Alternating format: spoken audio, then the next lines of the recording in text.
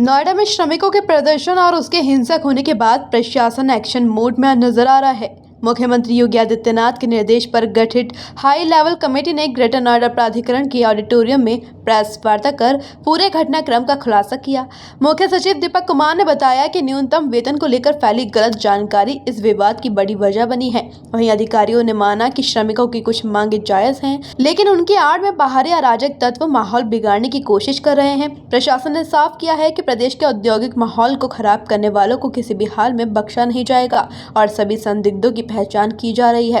साथ ही श्रमिकों ने भी साफ किया है कि वे हिंसा के पक्ष में नहीं है, बल्कि बढ़ती महंगाई के बीच वेतन बढ़ोतरी की मांग कर रहे हैं। क्या पॉलिसी बनी है, क्या अपील की? नीचे माइक थोड़ा नीचे कर लो, आराम से कर लो यार, माइक नीचे कर लो भाई।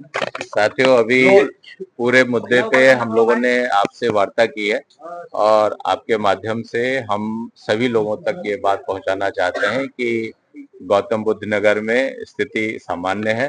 जो श्रमिक साथियों का, कामगार बंधुओं का जो डिमांड था, जो एक उच्च स्तरीय समिति आई थी, उसने दोनों पक्षों से काफी लोगों से बात किया, नियोक्ता साथियों से भी बात किया और उसमें जो उनके समक्ष जो चुनौतियां हैं और जो श्रमिक साथियों की जो डिमांड है, दोनों में सामंजस्य करते हुए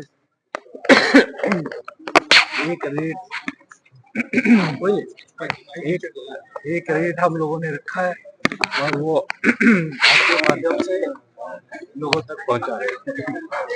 सर, ग्राउंड इम्प्लीमेंटेशन कैसे इंश्योर करेंगे कि जो आपने वेज रखा है वही मजदूरों को मिले और ये प्रोटेस्ट आगे ऐसा दोबारा प्रोटेस्ट कोई ना हो? ये इम्प्लीमेंटेशन की बात तो बहुत आसान है। हमारे अधिकारी हैं यहाँ पे, जिला प्रशासन है। अगर किसी यूनिट में ये दिक्कत आती है तो उसका इम्प्लीमेंटेशन कराया जाए। सर, बट अभी भी इम्प्लीमेंटेशन का ही इशू था। लोगों को सैलरी 18,000 रुपए की सैलरी स्लिप मिलती थी और उनके अकाउंट में 11,000 रुपए आते थे और उसमें से पीएफ भी काट लेती थी कंपनी। इसी वजह से लोग रूट पे आए और विवाद उग्र हो गया। तो इस पे आपको क्या? नहीं, इस पे अगर कोई इंडिविजुअल शिकायत है तो उस पे हम लोग ध्यान देंगे, बिल्कुल। तो आपको आपकी किसी प्रोटेस्टर या यूनियन से बात हुई है कि अब ये प्रोटेस्ट नहीं होगा? आपको अश्योरिटी मिली है इस रिवाइज्ड वेजेस के बाद? कल से तो हम लोग बात कर ही रहे हैं और बात हुई है और आप जनरली देखेंगे एक जनरल एक्सेप्टेंस है। आप सोशल मीडिया पे भी देखें, इसकी एक्सेप्टेंस है और जो इंडिविजुअली लोगों ने, श्रमिक साथियों ने कहा है, आई थिंक उससे संतुष्ट है। कई सेक्टरों में श्रमिक कंपनी के सामने बैठे हुए हैं, उनका कहना है कि अभी तक हमारी मांगे नहीं मानी गई है। हालांकि सरकार द्वारा मांगे मानी गई है, लेकिन उनका आरोप है कंपनी उन चीजों को इम्प्लीमेंट नहीं कर रही है। मुझे लगता है आपके माध्यम से जब ये बात उन तक पहुंचेगी तो काफी हद तक संतुष्टि रहेगी। Thank you. के साथ कुछ और लोग भी प्रदर्शन कर रहे हैं। व्यवस्था को मेंटेन रखें। सभी श्रमिक भाई बंधुओं से एवं इंडस्ट्री से अनुरोध है, क्योंकि जो शांति व्यवस्था है वो मेंटेन रहेगी तो सभी के लिए सौहार्दपूर्ण एक वातावरण रहेगा। तो सभी से मेरी अपील है और साथ में माननीय मुख्यमंत्री जी ने जो हाई पावर्ड कमेटी गठित करी, मैं धन्यवाद देना चाहूंगी माननीय मुख्यमंत्री जी का भी और हाई पावर्ड कमेटी का भी कि वेतन बढ़ा दिया गया है। इसके साथ साथ समस्त जो प्रमुख मांग है श्रमिकों की उसको माना गया है एंड इसके साथ साथ जहां जहां श्रमिक ओवरटाइम काम करेंगे उसमें भी स्पष्ट निर्देश है इंडस्ट्रीज के लिए, ओवरटाइम के लिए डबल वेतन दिया जाएगा। साथ में जो साप्ताहिक छुट्टी है वो भी रहेगी, अगर साप्ताहिक छुट्टी पे काम किया जाएगा उसके लिए भी डबल पेमेंट है। इसके साथ साथ जो वेतन है हर माह की 10 तारीख से पहले सभी के खाते में एक मुश्त पहुंचना है, इसके भी बड़े स्ट्रिक्ट और स्पष्ट निर्देश दिए गए हैं। समस्त इंडस्ट्रीज को ये बता दिया गया है एंड इसका इम्प्लीमेंटेशन भी किया जाएगा। साथ में जो यौन उत्पीड़न समितियां हैं ये हर जगह गठित होंगी, जिसकी अध्यक्षताएं जो है महिलाएं करेंगी।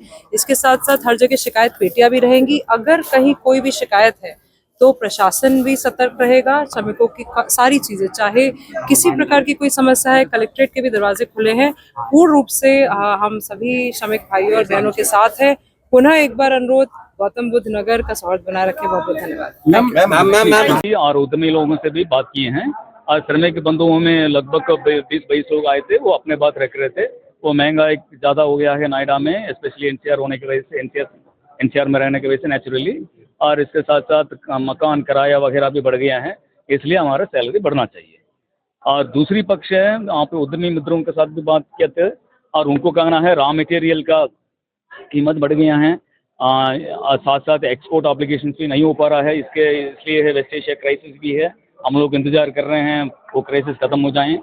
तो ये बात उन्होंने रखे थे। इसके बाद हम लोगों ने कभी लगभग 2 घंटे तक ब्रेनस्टॉर्मिंग करके एक बैलेंस बनाने का कोशिश किया था। बिकॉज सरकार हमेशा इंक्लूसिव होते हैं, हर वर्ग का ध्यान रखते हैं, और माननीय मुख्यमंत्री जी के भी निर्देश है कि सभी वर्गों का ध्यान में रखते हुए कमिटी ने अपने कार्य करना है। तो इसलिए है इसमें कंज्यूमर प्राइस इंडेक्स से CPI करते हैं, वो लेबर बोर्ड का माध्यम से, लेबर ब्यूरो का माध्यम से किया जाता है, और उसको बेस लेते हुए हम लोगों ने किया है। गुड़गांव से कंपैरिजन में नोएडा में कंज्यूमर प्राइस इंडेक्स कम है, इसलिए नोएडा में उससे वहाँ पे 35% वृद्धि किया है, यहाँ पे 21% किए हैं। और इसके साथ साथ पहले यूनिफॉर्म रेट होता था पूरा प्रदेश में, एक ही रेट था मिनिमम वेज का, अभी इसका 3 डिफरेंशियल वेजेस कर दिए हैं, रेट्स कर दिए गए हैं। और इसका व्यवस्था भी है कोड ऑन वेजेस में सेक्शन 8 में, इसके लेते हुए हम लोगों ने 3 डिफरेंशियल किए हैं। और गाजियाबाद नोएडा में एक रेट था, और बाकी अन्य 16 नगर निगम जनपदें हैं वहाँ पे एक रेट है, और अन्य जनपदें हैं और वहाँ पे अलग रेट है। इस प्रकार करके इसको हम लोगों ने माननीय मुख्यमंत्री जी का भी अनुमोदन लिए थे रात में ही, और फिर सरकार के माध्यम से अनाउंसमेंट हुआ है। आपके साथ अभी प्रेस वार्ता भी हुई है। मेरा नाम षण्मुख सुंदरम, प्रमुख सचिव श्रम एवं सेवायोजन विभाग।